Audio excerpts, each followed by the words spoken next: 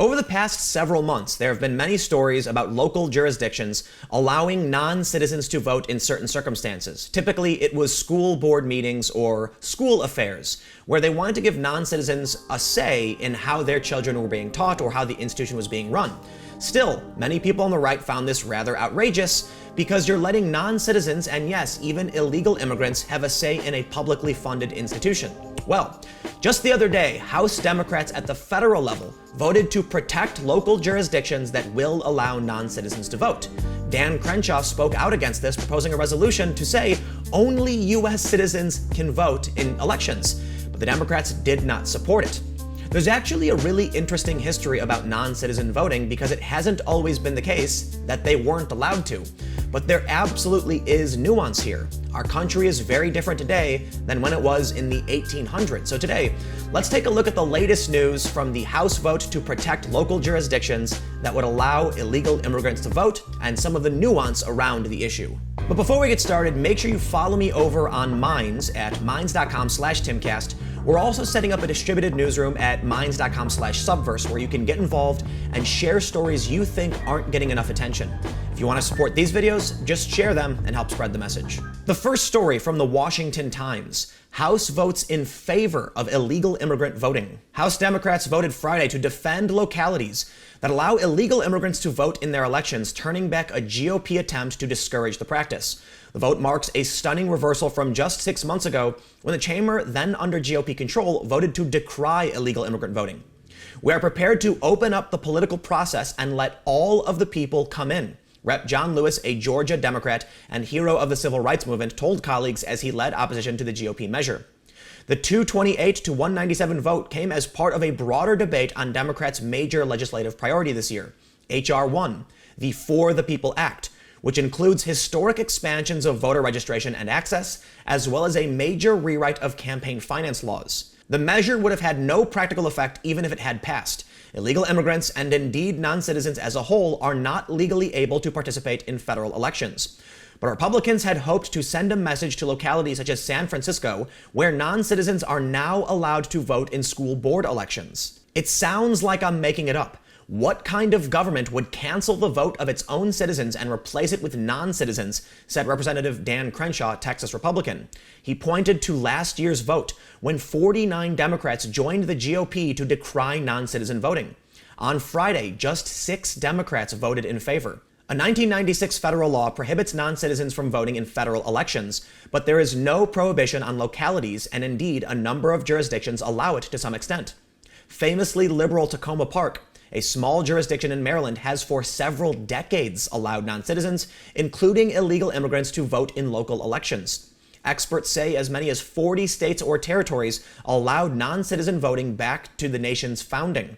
San Francisco in July began allowing non-citizens to vote in school board elections, though they must be parents or legal guardians of students. In response to this, Dan Crenshaw tweeted, "Today I offered a motion to recommit H.R. 1, reaffirming that only U.S. citizens should have the right to vote. Democrats rejected it. Next time you go to the ballot box, keep that in mind. The future of their party is in cities like San Francisco, where illegals can vote. Let that sink in." This story in January was very alarming to many people. From USA Today, Texas top elections officer, 95,000 non-citizens found on state voter rolls. Texas officials are contacting county election authorities statewide to determine whether people who are not U.S. citizens are registering and illegally voting. The announcement was decried by voting rights advocate as a thinly veiled effort to purge the registration rolls and to discourage participation at the ballot box. Texas Secretary of State Whitley, the state's top election official, said his office had been working with the Texas Department of Public Safety seeking to determine whether non-citizens are participating in Texas elections. Through this evaluation, the Texas Secretary of State's office discovered that a total of approximately 95,000 individuals identified by DPS as non-U.S. citizens have a matching voter registration record in Texas, approximately 58,000 of whom have voted in one or more Texas elections. However, there was some pushback. Beth Stevens, voting rights legal director with the Texas Civil Rights Project, called Whitley's move alarming. There's no credible data that indicates illegal voting is happening in any significant numbers, and the Secretary's statement does not change that fact, Stevens said. Notably, Texas has one of the largest numbers of naturalizations in the United States, with about 50,000 Texas residents becoming naturalized citizens each year, she added. Whether updates to the legal status of the persons on the Secretary's list has been taken into account is unclear, and based on the number of naturalizations in Texas every month, highly suspect. Now here's the conundrum. Many people on the right feel that there are illegal immigrants voting, especially in federal elections, as well as local elections. They're concerned because it has been reported that newly naturalized immigrants tend to vote Democrat. The idea is if you allow non-citizens to vote, they will support the rival party, but more importantly, they will vote against the interest of actual citizens. Think about it. If you did allow non-citizens to vote, they will vote for their best interest. It's the only thing they can do. Everyone would. Well, non-citizens would continue to vote to empower non-citizens, which would just open the door for anyone to come in and vote, and it would essentially destabilize the system of voting in its entirety. But the Democrats view it as unfair because you have some people in this country who are not citizens but still pay taxes. And they say, no taxation without representation. Therefore, these people should be allowed to vote. And we have seen a couple jurisdictions in the news over the past year pushing for new rules to allow non-citizens to vote. For instance, mayor and councilor pushing to give non-citizens the right to vote in Portland. This is in Maine. And there was this story, which was referenced by the Washington Times. San Francisco will allow non-citizens to vote in a local election, creating a new immigration flashpoint. There was also concern that illegal immigrants were now going to be allowed to vote in California in federal elections. That's not true, but there is some legitimate concern here from Snopes. They ask, California has passed a law allowing undocumented residents to vote, and they call it a mixture, which is really surprising. California didn't do that, but they have implemented a law providing for the automatic voter registration of motorists who obtain or renew driver's licenses.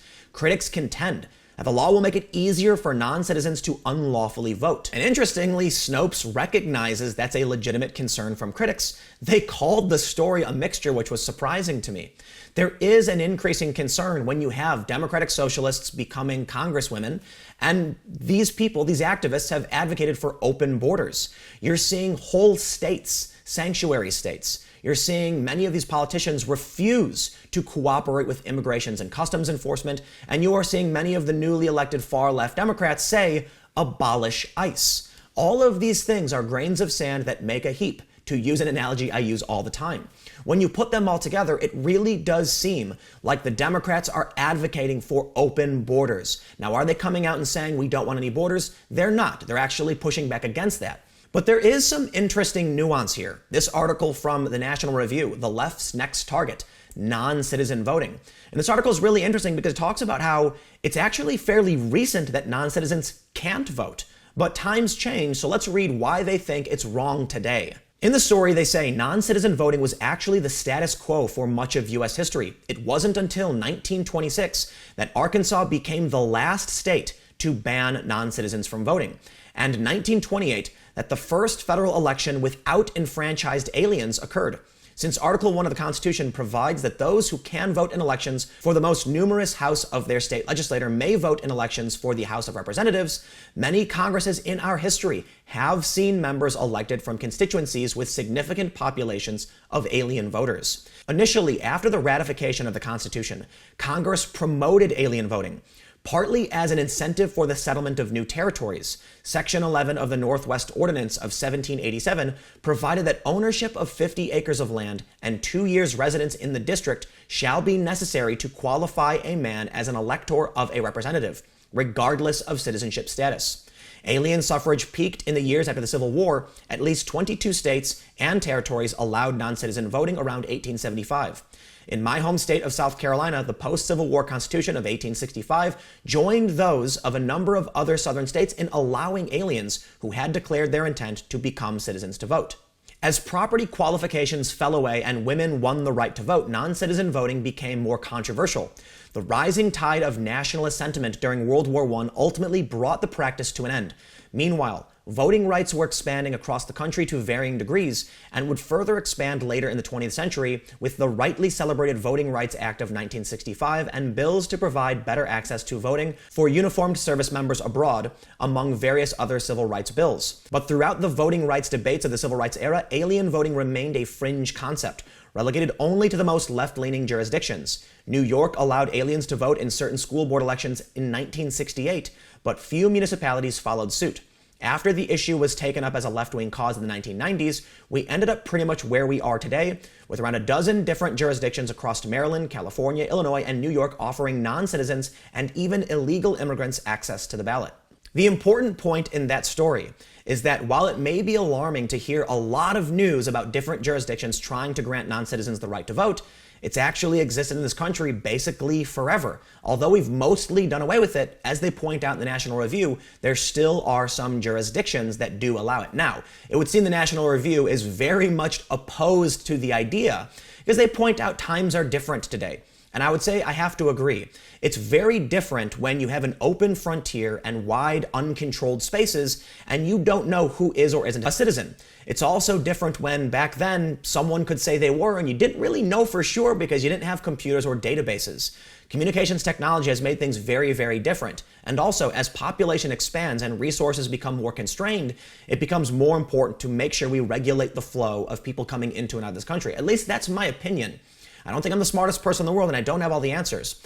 But I have seen many smart people contend, even Bernie Sanders, that unchecked migration is bad for the lower class. If Bernie Sanders in 2015 says that open borders is a Koch brothers proposal because they just want cheap labor, then I have to wonder where the sentiment has gone today when you now have Democratic Socialists actually holding up signs saying no borders, when you actually have activists and politicians saying that non-citizens should vote and that they shouldn't cooperate with immigrations and customs enforcement. Something has definitely changed in this country. I mean, the fact that Donald Trump got elected when no one thought he would, and he's an outlier. The fact that Bernie Sanders is one of the most popular politicians. These people aren't the establishment, they're not the norm, and something weird is happening between the parties and the culture where we now have people on the left advocating for unpersoning or book burning or censorship, and it's the right where it's inverted now, and people on the right are opposing these ideas, and that may not be true. It may not be true that always the people on the right were opposed to the free flow of information, but at least that's how our culture characterized it when you look at old TV shows like The Simpsons. But let me know what you think in the comments below. We'll keep the conversation going. How do you feel about the issue of non-citizen voting? And do you think the Democrats are wrong to push this bill? Do you agree with Representative Dan Crenshaw? Let me know what you think. You can follow me on Minds at Timcast. Stay tuned. New videos every day at 4 p.m. Eastern on this channel. And I will see you at 6 p.m. Eastern on my second channel, youtube.com/TimcastNews, where I'll have more videos. Thanks for hanging out, and I will see you all next time.